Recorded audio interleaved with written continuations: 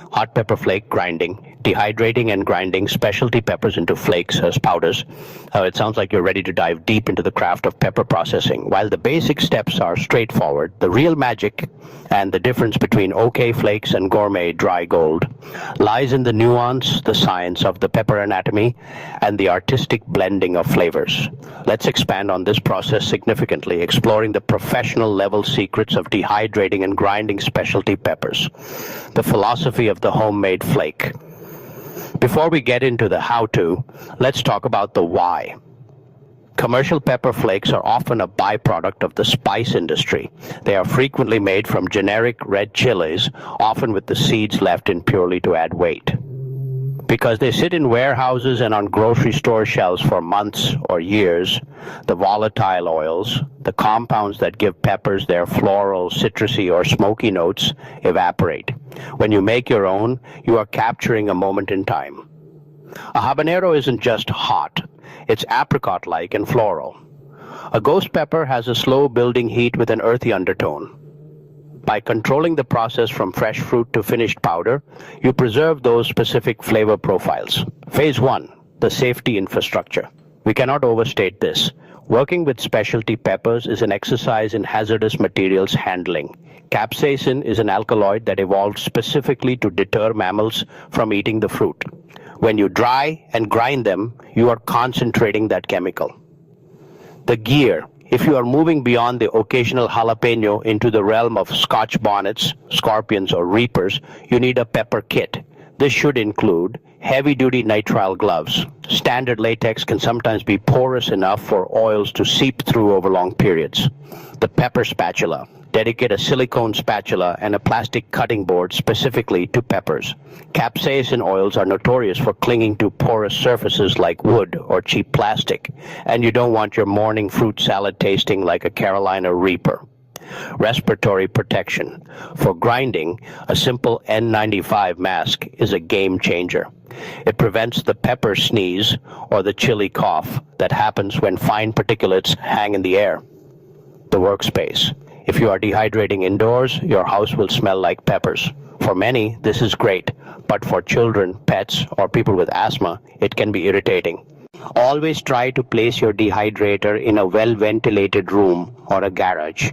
If you must use the kitchen, ensure your stove's exhaust fan is vented to the outside, not just recirculating the air back into the room. Phase 2. Selection and preparation. The secret to a shelf-stable powder is starting with the best possible specimens, sorting the harvest. Thin-walled peppers like habaneros, ghosts, and Thai chilies dry quickly and evenly. Thick-walled peppers like jalapenos, serranos, and manzanos have a high water content.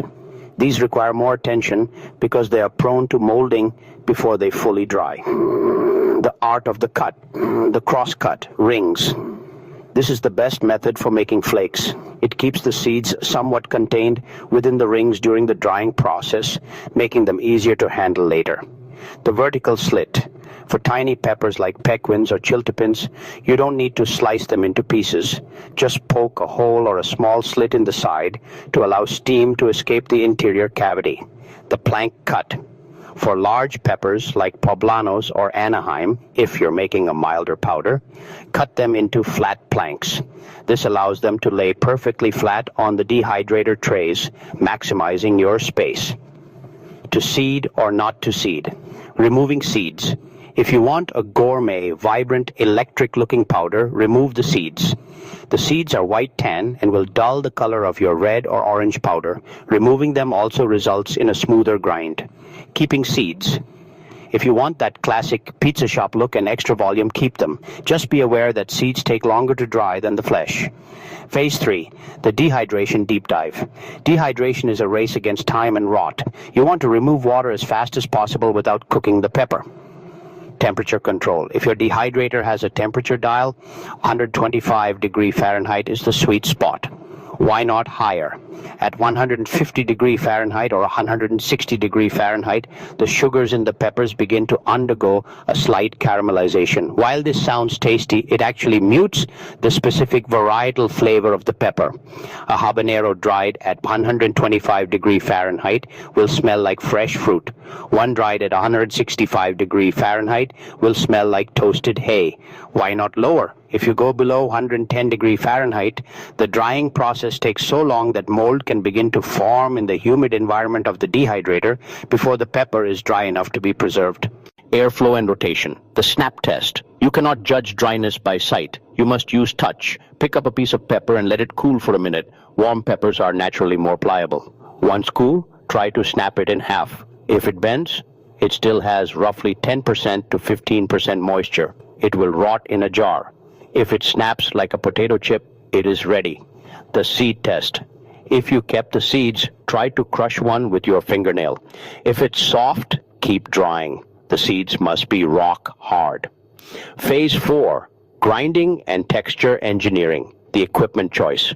The burr grinder versus blade grinder. If you happen to have a burr coffee grinder, the kind that crushes beans between two plates, it creates the most uniform coarse grind imaginable. However, it is nearly impossible to clean the capsaicin out of a burr grinder. Most people stick to a cheap blade grinder. Pulse control. For flakes, use very short pulses at half-second bursts. Check the texture after every 2 pulses. For powder, let it run for 30 seconds at the aerosolized danger zone. When the grinder stops, the air inside is lethal. The fine dust is light enough to float and stay suspended in the air for a long time. Pro tip: after grinding, take the entire unit with the lid still on outside. Open it on your porch, let the initial smoke clear, and then transfer the powder to your jar. Your lungs will thank you. Phase 5, advanced flavor profiles. Now that you know the mechanics, let's talk about the culinary art of the house blend. Don't feel limited to just one type of pepper. The 3-alarm blend. This is a classic for those who love heat but want complexity. Base, 50% cayenne for consistent, sharp heat. Middle, 35% habanero for fruity, tropical notes. Peak, 15% ghost pepper for that deep, lingering burn and smoky aroma. The green goddess powder. Don't ignore green peppers. Drying green jalapenos or green serranos creates a powder with a completely different flavor profile. Grassy, bright, and slightly acidic. It's incredible on eggs or white fish. The savory umami heat. When grinding your peppers, try adding a few pieces of dried garlic or dried onion into the grinder. The oils from the peppers will coat the garlic onion particles, creating a seasoned salt-style blend that is much more versatile than plain pepper. Phase 6, preservation and the life of a spice. You've done the work, don't let it go to waste. Conditioning, the final check. Even if the peppers felt snappy, there might be tiny pockets of moisture in the centers or seeds. Put your flakes in a glass jar, leaving a little headspace at the top. Shake the jar twice a day.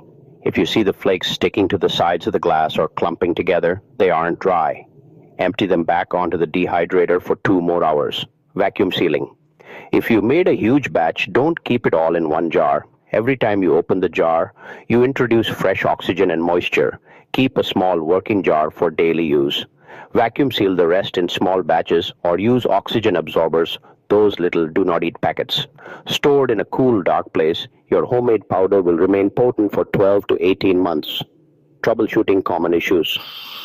My powder turned brown. This usually happens because of high heat during drying or exposure to sunlight during storage. It's still safe to eat, but the bright flavor is likely gone. Next time, drop your temperature to 120 degrees and store the jar in a dark cupboard. My flakes are sticky. Peppers like habaneros have a high sugar content. In humid environments, these sugars can absorb moisture from the air. They are hygroscopic. If your flakes are sticky, you can try adding a small amount of cornstarch or arrowroot powder, about 1/4 teaspoon per jar, to keep them free-flowing. The heat is gone. Capsaicin is very stable, but the oils that carry it can degrade. If your powder isn't hot, it's possible the peppers were harvested too early, or they were stored in a way that allowed the oils to oxidize. Always use the freshest peppers possible. Conclusion: the ultimate reward. There is a specific joy in the crunch of a homemade flake. When you sprinkle your custom-made small-batch Thai chili and garlic blend onto a bowl of ramen, you aren't just adding heat, you're adding a story. You chose the peppers, you monitored the dry time, and you braved the spicy dust. It's a labor of love that turns a simple condiment into a signature ingredient. Once you start making your own, the red plastic shakers at the pizza parlor will never look the same again. Settings. Use appropriate media, add all caps, subtitles with a spoken word highlight.